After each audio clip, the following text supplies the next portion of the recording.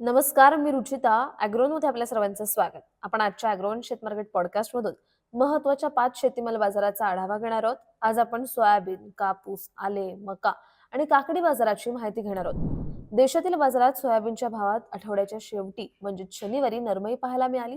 प्रक्रिया प्लांट्सचे खरेदीचे भाव आज 100 ते 150 रुपयांनी कमी झाले होते. तर बाजारात सोयाबीनची आवक सरासरीपेक्षा कमीच आहे. असं असलं तरी बाजार समित्यांमधील भावातही आज 100 रुपयांपर्यंत नरमाई पाहायला मिळाली. सोयाबीनची विक्री आज 4,900 ते 5,300 रुपयांच्या दरम्यान झाली आहे. सोया तेलाचे नरमलेले भाव आणि सोयाबीनला धीमा उठाव यामुळे नरमाई आल्याचं जाणकारांनी सांगितलं.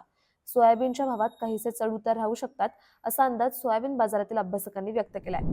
देशातील बाजारात कापसाच्या भावावरील दबाव कायम आहे. बाजारातील कापसाची आवक सरासरीपेक्षा कमीच आहे.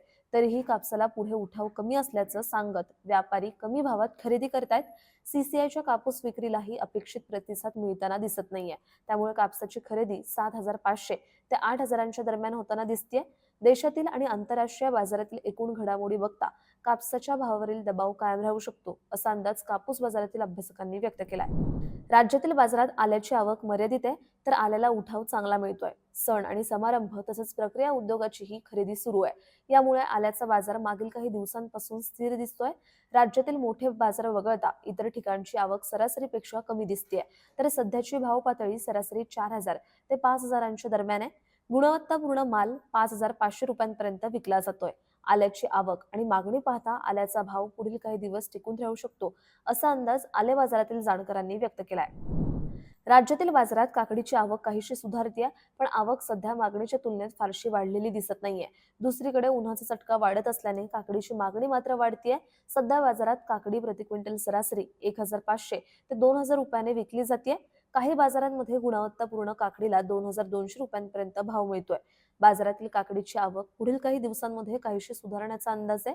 मात्र वाढत्या उन्हासह मागणी राहू शकते. त्यामुळे काकडीच्या भावाला चांगला आधार राहील असा अंदाज काकडी बाजारातील व्यापारी आणि जाणकार शेतकरी व्यक्त करतायत. देशातील बाजारात मक्याची आवक चांगली सुरू आहे. त्यातच आयातीची शक्यता असल्याने दबाव वाढलाय. देशातील उत्पादन यंदा वाढलेलं आहे.